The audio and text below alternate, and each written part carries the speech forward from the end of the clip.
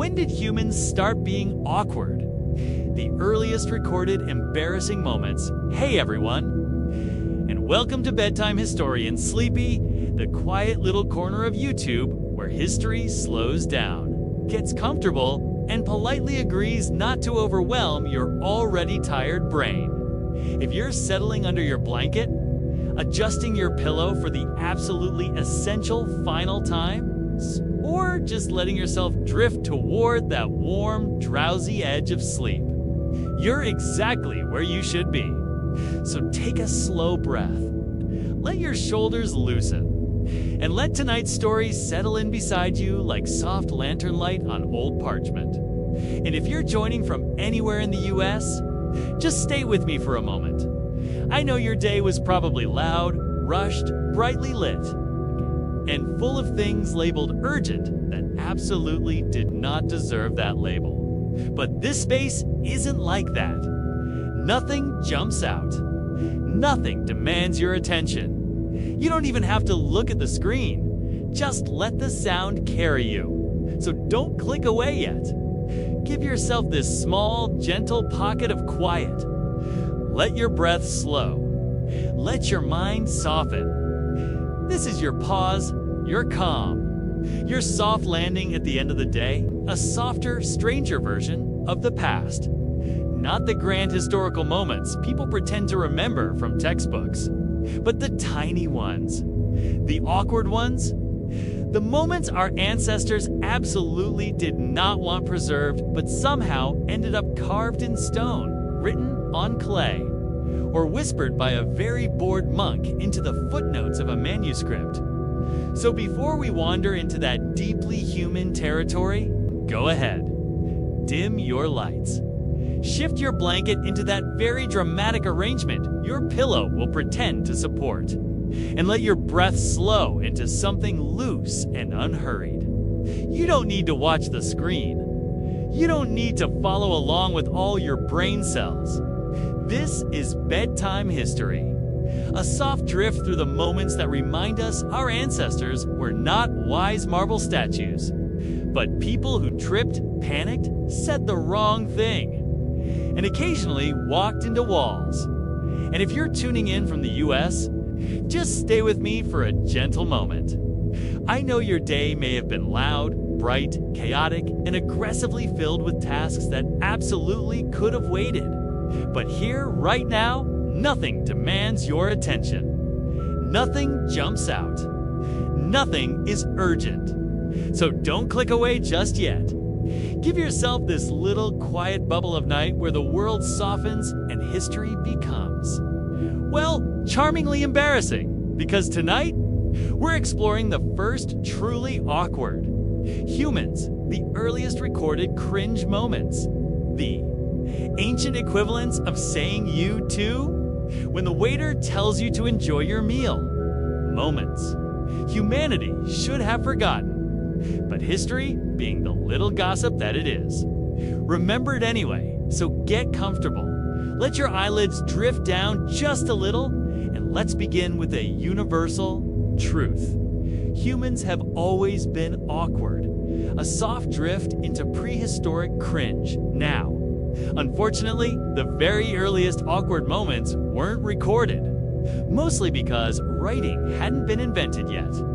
And prehistoric humans, adorable as they were, did not have the ability to chisel, I tripped in front of that cute hunter-gatherer again, onto a cave wall. But we can imagine, because even the most heroic early humans, the ones who hunted mammoths and invented fire, definitely had awkward moments, like missing a spear throw by several feet, stepping on a sharp rock while trying to look impressive, walking confidently toward a cave only to discover it wasn't their cave, accidentally eating the wrong berries, and spending the afternoon deeply regretting their choices. These moments shaped humanity just as much as tool-making or agriculture, but the awkwardness really became immortal once writing arrived.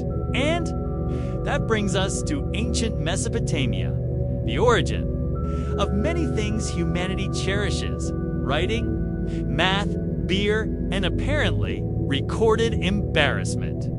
Mesopotamia, where humans invented writing and then immediately used it to complain about themselves. Picture ancient Sumer. Clay brick houses glowing warm in the morning light. Scribes crouched over damp tablets. Villagers bustling through narrow alleys, holding jars, baskets, and at least one goat who absolutely does not want to be there. And among all this early civilization, we find one of humanity's first documented awkward interactions. One tablet about 4,000 years old describes a man attempting to flirt, which already tells you everything this poor individual, whose name has been lost to time probably for his own protection, wrote a clay letter to a woman comparing her to fine beer. And yes, this was meant to be romantic. "I would drink your beauty as I drink good beer," he wrote, which, to be fair, is sweet, but also a little bit like saying, "You remind me of something that gets me drunk and then ruins my morning." What makes the moment beautifully awkward is that the woman never wrote back. At least, no response tablet has ever been found. Archaeologists like to imagine she read the letter, smiled politely, and placed it gently in a basket labeled "Absolutely not." But don't worry, Mesopotamia gives us more. There is a famous school tablet where a student complains about being scolded for bad handwriting. He writes, "My teacher shouted at me. I did not deserve it," which, in the ancient world, is the equivalent of posting online, "My teacher hates me and I don't know why." The next part describes the student bringing gifts to the teacher: bread, beer, and a fine coat, and suddenly the teacher praises him as an excellent scholar. This is not just awkward. This is the earliest recorded example of a teenager sucking up to a teacher because their grades were in danger. Humanity has truly changed very little. Ancient Egypt, the land of beautiful art and deep personal embarrassment. Now, let's float gently along the Nile.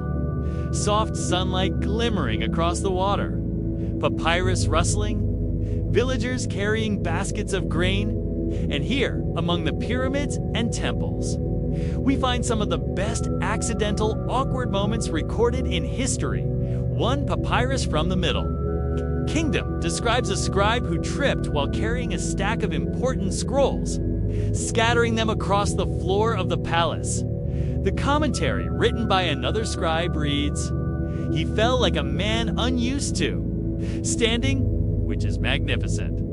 It is the earliest known bureaucratic roast. Egyptian scribes were brutally sarcastic, quietly, professionally, and on extremely expensive writing material. Another moment of recorded awkwardness comes from a tomb inscription in which an apt official proudly lists his accomplishments. "I was one who never wore sandals improperly," which raises more questions than it answers. Did someone accuse him of wearing sandals wrong? Was this a common scandal? Were there sandal clubs? We may never know, but the fact that he felt the need to clarify suggests that at least one person absolutely did wear sandals incorrectly, and it was a source of public shame. Then there is the awkward romantic story. A young Egyptian man who attempted to impress a woman by rowing a boat across the Nile. While singing, he capsized. A scribe recorded the moment with chilling neutrality. He entered the water more quickly than intended. Egyptian scribes were the ancient world's finest deadpan comedians. Ancient China, philosophy, poetry, and social embarrassment. Now let's drift softly eastward, past mountains, through drifting mist, into ancient China, where civilization flourished and so did awkwardness. The earliest Chinese texts include moments of embarrassment so gently described that they sound almost poetic. For example, The Book of Rites mentions a noble who bowed so deeply in greeting that he lost his balance and fell forward. The record says he greeted with sincerity but not stability, which is the politest way possible to say. He face-planted at a diplomatic meeting. Another text describes a man who forgot the words of a ceremonial speech and began reciting a farming proverb instead. Attendants helpfully note it was not the correct proverb for the occasion. The understatement is breathtaking. Meanwhile, Confucius, great thinker, moral philosopher, teacher of sages, also had his awkward moments. In one anecdote, he tries to demonstrate how to hold a ritual vessel properly and drops it. A student records the moment reverently. The master revealed humility in all actions, which is student code for he absolutely fumbled it. But we're pretending it was a teaching moment. Even? The future emperors had cringeworthy early lives. One young prince reportedly panicked during a ceremony and ran out of the hall because he thought the incense smoke meant the palace was on fire. A court? Official described it politely. The prince mistook symbolism for danger. In other words, he freaked out and sprinted. Ancient Greece, democracy, drama, and unavoidable embarrassment. Now, let's drift south toward Greece, where philosophers wore elegant robes, discussed lofty ideas, and occasionally humiliated themselves in public. Greeks recorded everything, including awkwardness. One delightful inscription tells of a man who attempted to show off his strength. By lifting a stone in the agora, he dropped it on his foot. The inscription reads, "He was admired before he lifted the stone."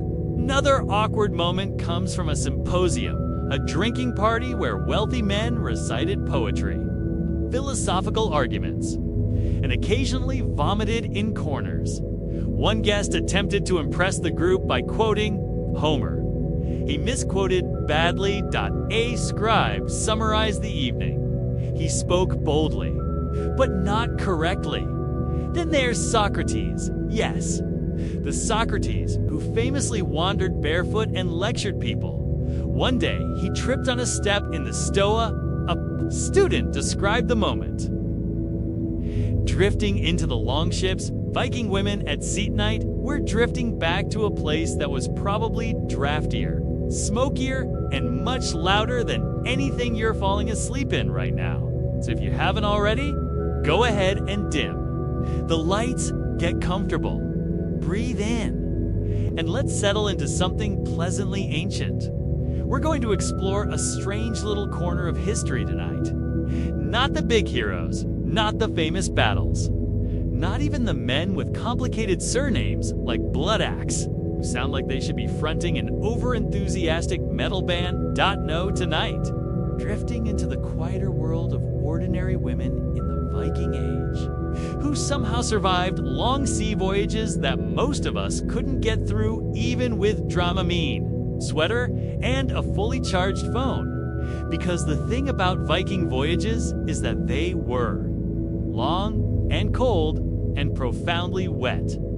And the boats were basically floating wooden benches with sails. And the women aboard them were expected to just deal with it, which they did with considerably fewer complaints than the men. If the sagas are anything to go by, so let's gently push off from the shoreline, feel the wooden hull creak beneath us, and drift into the lives of these women who crossed frigid oceans armed with nothing more than wool clothing, quiet practicality, and the kind of patience that modern people usually reserve for waiting on hold with customer service. Let's begin. The setting, a floating, damp, wooden challenge long before these women ever climbed into a longship.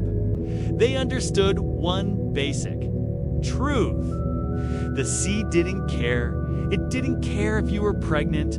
It didn't care if you were seasick. It didn't care if you'd rather be home spinning wool into thread that would eventually become a moderately itchy tunic. The North Atlantic had one moody sea, windy and different sand. The longship magnified that mood just enough to make every voyage feel like a collaborative effort between nature and discomfort. Viking longships had no cabins, okay? No cozy corners, and certainly no privacy. They were sleek, open vessels, basically giant wooden fish bones, designed to slice through water with dramatic efficiency, which was great for raiding coastal monasteries, but slightly less great for keeping your feet dry. When women boarded these ships, they found themselves sharing space with men, animals, cargo, and the constant awareness that there was nowhere to hide from rain except under a damp wool cloak that already smelled like, well, medieval wool. But here's the quiet, soft truth that we're going to keep returning to tonight. These women didn't just endure these voyages. They became the quiet anchors of them. They were the stabilizers, social, emotional, and sometimes literal, that kept these journeys functioning. And they did it with a kind of calm practicality that feels almost soothing to observe from 1,000 years away. Daily life on board. Monotony, managing chaos, and keeping everyone alive. If you've ever been trapped in a car for more than 6 hours with people who can't agree on music, imagine a Viking ship for weeks or months. The women aboard had to manage a whole range of everyday tasks that somehow persisted even in the middle of a frigid ocean. They cooked, they mended clothes, they tended to the sick. Because at any given moment, someone was either seasick, cold, injured, or dramatically complaining about all. 3, they handled children when children were along, which they sometimes were because Viking travel plans were almost aggressively optimistic. And because life is unfair, women were also responsible for managing livestock that were occasionally brought along, mostly sheep or goats. The goats, of course, were probably displeased from the moment they stepped onto the ship, because goats are dramatic creatures by nature. Add all that to the fact that every surface was moving, shifting, and slippery at all times, and you begin to appreciate why Viking women had reputations for being both steady and terrifyingly competent. And here's something soft and a little ironic. Despite all this movement and chaos, the sagas rarely mention women panicking on voyages. If anyone panicked, it was usually a man who had just realized he left his best axe behind or had misinterpreted the wind entirely. Naturally, clothing. Wool. More wool? Even more wool. Let's drift for a moment into the quiet world of Viking. Clothing, because if you were a woman on a long ship, you were wearing wool. A lot of wool. Layers of wool. Layers of wool that would get wet and then remain wet for the foreseeable future. And yet somehow, these layers kept you warm enough to survive climates that modern humans would call uninhabitable while holding. An overpriced latte. Viking women typically wore a long linen shift underneath, soft and breathable when dry, mildly disappointing when wet. Over that went the famous apron dress held up with metal brooches. And depending on the weather, which was usually disappointing, they'd add a wool cloak fastened at the chest. Contrary to what movies show, Viking clothing wasn't leather, armor, nor did it have dramatic fur trim in every scene. Fur was expensive, precious, and used more sparingly than we imagine. And no one wore metal helmets with horns. The only beings aboard with horns were the goats, and even they probably regretted it on rough seas. So yes, the clothing was practical, simple, sturdy, and usually damp. But somehow, wearing familiar clothing helped women keep a sense of normalcy. The apron dress and brooches were as calming as modern pajamas, only slightly heavier, and with more risk of iron oxidizing near the chest during storms. Food, eating whatever wouldn't kill you today. Let's drift into the culinary portion of the voyage, which was basic food on a Viking ship. Had to be 1. Portable. 2. Durable. 3. Unlikely to give you food poisoning for at least a couple of weeks. This left a grand total of 3 food groups. Dried fish to read, meat-dried disappointment. There was also hard bread, often. So hard that it doubled as a plate. You'd use your bread dish, let it soak up sauce or broth, then eat it to an elegant medieval 2-for-1 special. Women were in charge of managing this food, keeping it dry, rationing it, trying to cook something vaguely edible on a ship that rocked unpredictably, as if Poseidon had just discovered the concept of humor. Sometimes, when conditions were good, they'd cook simple stews in pots suspended over a small fire. Fire on a wooden ship sounds questionable, and that's because it absolutely was. But humans are stubborn creatures, and they decided they needed warm food, often. Enough to accept the occasional minor blaze. Women oversaw all of this quietly, patiently, making sure children didn't fall into the sea.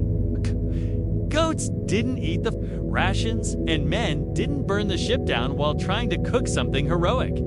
Sickness and healing. Calm hands in stormy places. Let's drift now into something softer and a bit more serious. Long sea voyages were hard on the body.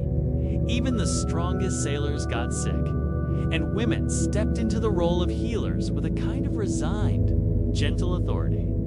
They used herbs they brought from home-dried yarrow for wounds, angelica for digestion, and sage for the colds that inevitably swept through the ship whenever someone sneezed too. Enthusiastically, and although we don't always imagine Vikings as people who feared spirits, storms, or illness, they absolutely did.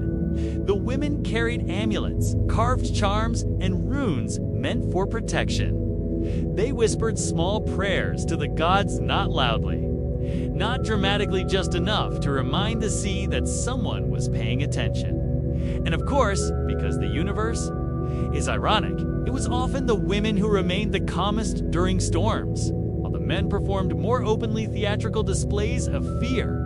Some historians suggest that men screamed more loudly during storms. Others suggest they simply complained louder. Either way, women were the ones handing out the equivalent of medieval emotional support, quietly, steadily, with that subtle, I told you to tie down that rope earlier energy that transcends centuries. Childcare because the North Atlantic won't watch your kids for you. We don't often think about children being on Viking voyages, but they sometimes were, especially during migrations, settlements, or when families traveled to new regions for trade. Women kept children close, wrapped tightly in wool cloaks. They taught them to stay low, stay warm, and not to wander too close to the edge unless they wanted to meet the sea personally. Children, of course, did not always listen, because they were children, but women had infinite patience, or at least enough patience to survive the combination of motherhood and maritime instability. They told stories to pass the time, often long sagas simplified for young ears. Stories of gods, giants, and heroic deeds told in soft tones that blended with the wind. Stories that kept the cold out for just a little while. And in those moments, between the waves and the wind and the creaking wood, life almost felt normal. Almost why? Women were essential to the voyage. Drift gently into the bigger picture. Women weren't merely passengers. They were vital components of Viking expansion. They kept the social fabric together. They maintained rituals. They preserved stories, language, and stability. A voyage without women wasn't just lonely, it was dysfunctional. Settlements couldn't thrive, families couldn't continue, and morale would fall with surprising speed. Even the sagas written mostly by men acknowledge that women were the ones who remembered everything accurately, which honestly tells you everything you need to know. women brought continuity, memory, order, courage, disguised as practicality. Drifting deeper, work, roles, and quiet power on the open sea. Let's settle in again. Breathe a little slower and drift further into the gentle, salt-soaked world of Viking women at sea. We're still aboard that long, narrow wooden ship. Still surrounded by restless waves. Still wrapped in wool that's been damp for so long, it has forgotten a time when it wasn't. And yet, things feel steady, almost peaceful. Because even in the chaos of the North Atlantic, life found little. Rhythms, most of them created or maintained by the women who traveled aboard. Tonight, we'll drift through some of those rhythms. The quiet work, the subtle authority, the strange superstitions. It's all the soft, unseen things that help these women survive weeks, sometimes months on the water. So, settle back, let the world slow down, and let's return to the sea. Aboard? The floating Village A Viking longship wasn't just a ship. It was more like a tiny, poorly insulated village drifting across an ocean that didn't really care if it survived the journey. There were no cabins or personal spaces, no private rooms, no lockers or drawers or coat hooks. People stored their personal belongings in small wooden chests that doubled as seats. So anything you owned was simultaneously where you sat, where you prayed it stayed dry, and where you pretended you had privacy. For women, these chests held more than clothes.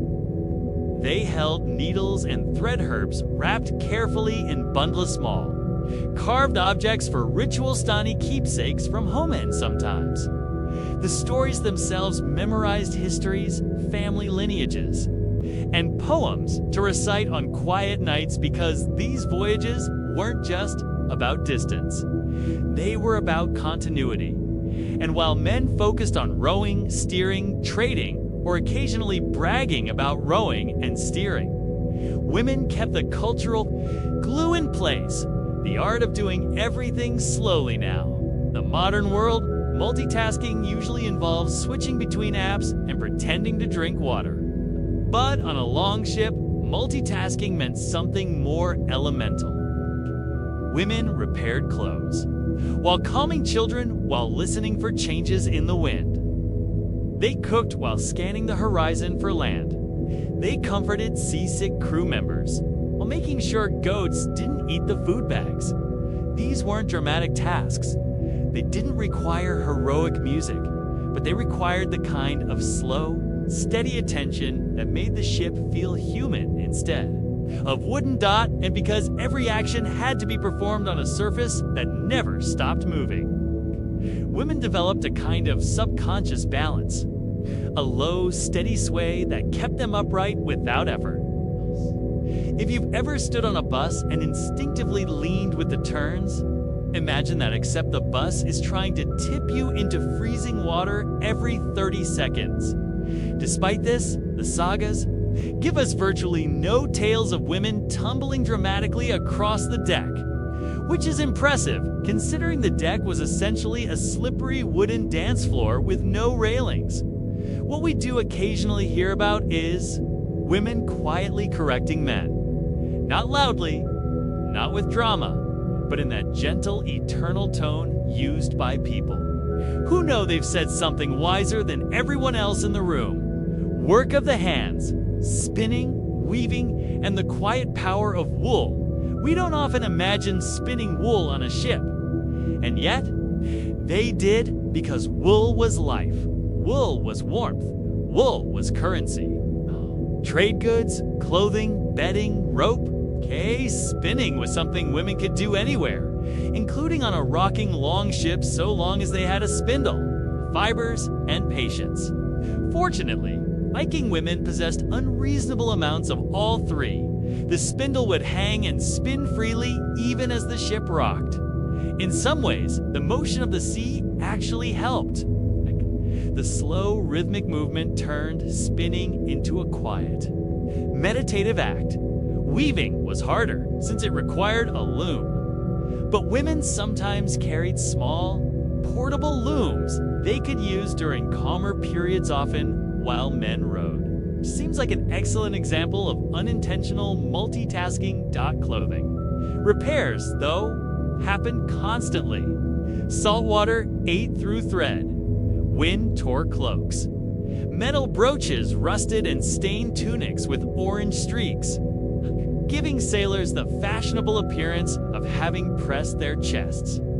Against a damp iron fence, women fixed all of it, quietly, efficiently, with the kind of resigned competence that comes from centuries of household management. Social structure at sea. The subtle hierarchy, even on the open sea. Viking society operated on structure.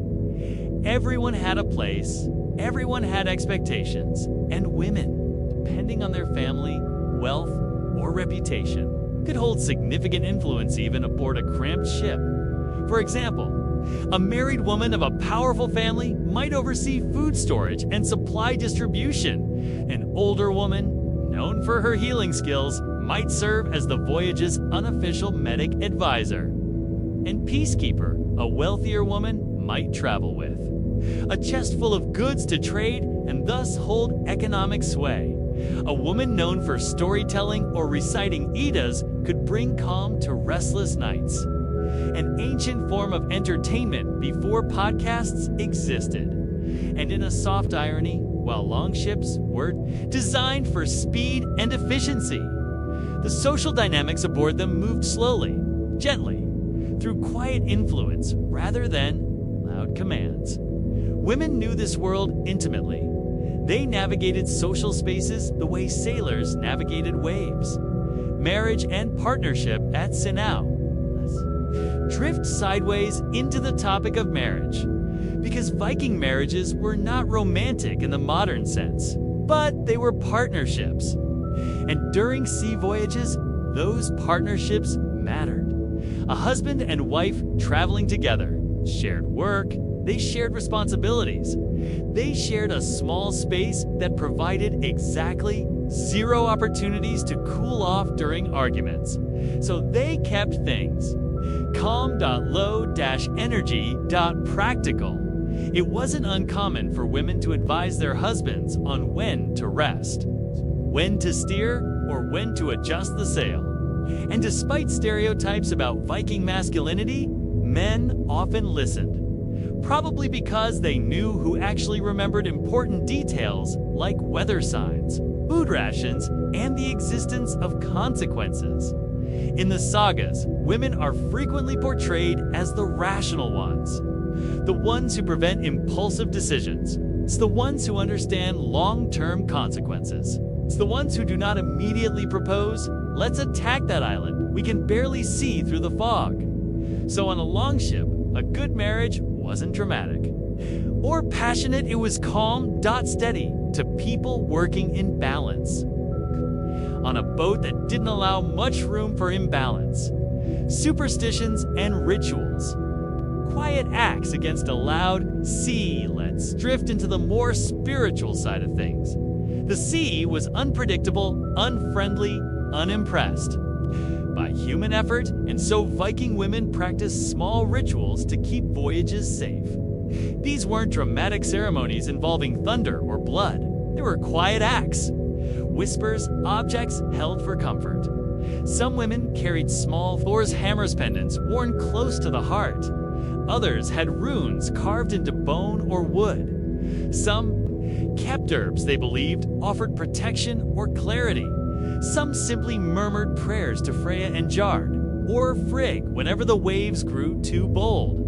Men had their rituals too, but women tended to perform theirs quietly, half hidden in cloaks, half buried in the sound of the sea.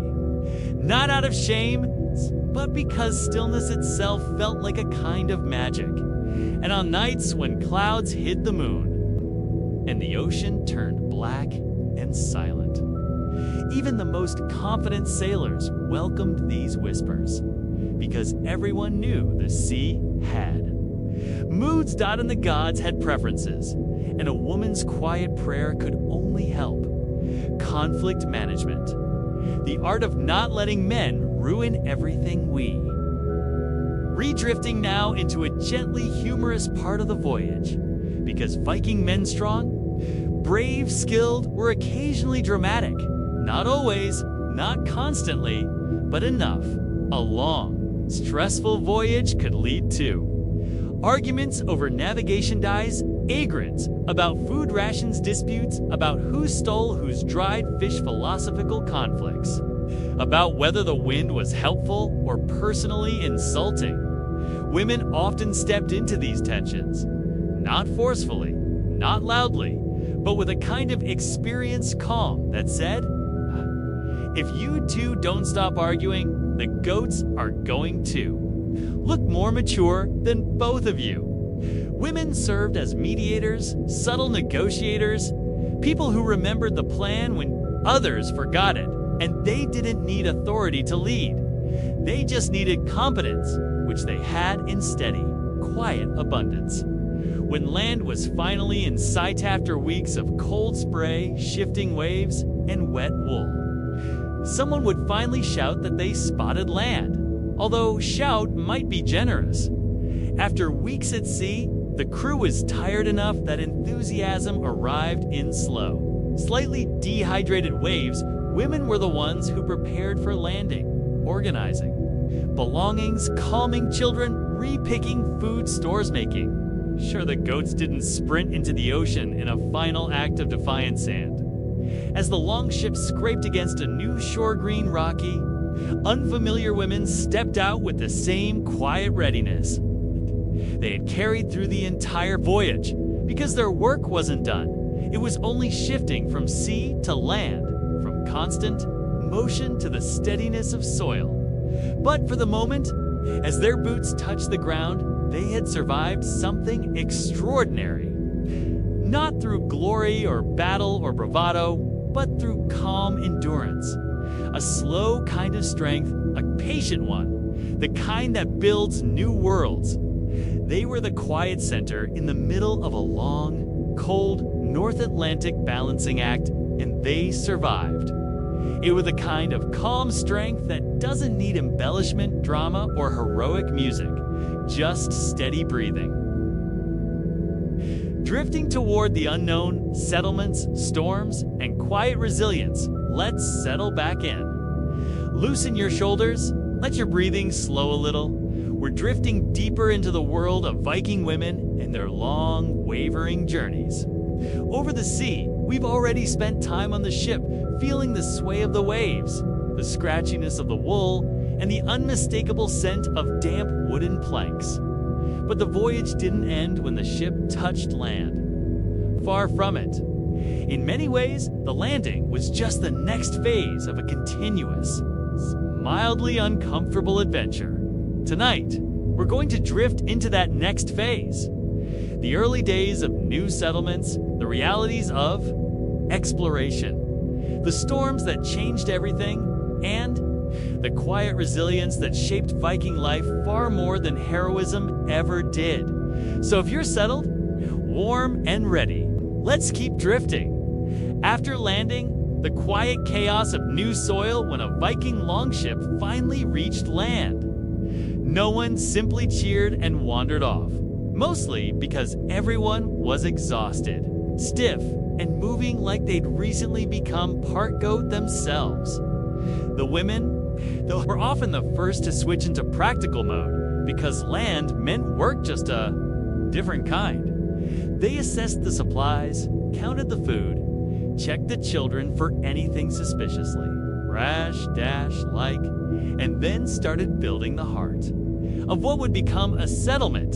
The living space meant built the larger structures. Of course, longhouses, fences, storage pits, but women established the inside of those spaces. They created the domestic order that allowed the settlement to feel like something not necessarily home, but at least less like a temporary campsite shared with unpredictable goats. Women arranged tools, set up grinding stones, laid out blankets to dry after weeks of holding in seawater like uncooperative sponges. Started fires, prepared meals using the very last of the slightly stale, very salty provisions from the ship. And this shift from travel to settlementese, something we tend to overlook in Viking history. We talk about voyages, battles, raids, trade. We forget the softer work, the quiet rebuilding of order, the deeply domestic magic that transforms chaos into something livable. And Viking women were the quiet engines of that magic. Seasons of travel when the sea allowed it.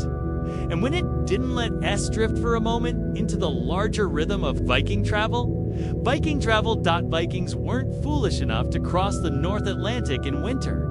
They had self-preservation instincts, despite occasionally questionable haircut choices.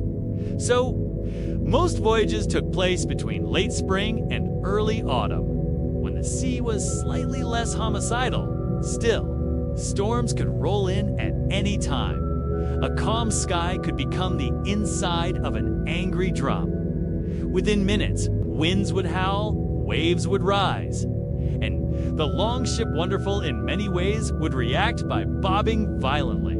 Like a piece of driftwood with aspirations, women responded to storms with the same steady energy they applied to everything else. They secured the Welshi children, protectively wrapped them in cloaks, pulled supplies into chests, held on to the sides of the ship with the kind of grip strength normally reserved for lifting heavy furniture because someone just wants to see how it looks over here instead. And all the while, the storm crashed around them, rain beating hard, wind cutting through wool, water sloshing at their feet. Some women muttered prayers, some hummed softly, some glared at the sky like they personally disapproved of Thor's sense of timing, but they endured, because that's what they did. Calm persistence in a world that refused to make anything easy. Fear at sea, quiet, steady, an unspoken one of the things we rarely say out loud because Viking. Narratives love bragging rights that people were afraid during voyages. Men were afraid, women were afraid. Children were definitely afraid. Fear was a normal part of the sea. Like salt or seagulls. Or the deep suspicion that someone hadn't tied the ropes tightly enough. But Viking women were taught not to show fear openly. Not because society demanded stoicism, but because calmness was practical. A panicking person wasted energy, and energy was a luxury. You couldn't afford when the sea acted like a vengeful toddler with a hammer. So, fear existed quietly. It lived in the tightening of a jaw, in the way someone wrapped a cloak more tightly. Around a child. In the careful way women whispered prayers to Frigg or NJOR, in the tiny carved charms touched again and again. Like small anchors of comfort, this quiet fear didn't weaken them. It grounded them, reminded them that survival wasn't about bravery, it was about endurance, and Viking women excelled at endurance. Roles at sea. The fluidity no one talks about modern ideas about. Viking gender roles tend to be cartoonishly rigid. Men fought, women stayed home, but the actual Viking age wasn't quite that simple. At sea, women helped with navigation rowing when needed, caring for injured crew, repairing garments, and sales assisting, food suppleasement aging, trade goods maintaining, Marilla observing, environmental science birds.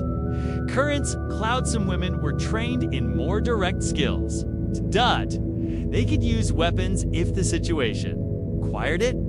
They could defend themselves. They could protect their families and cargo.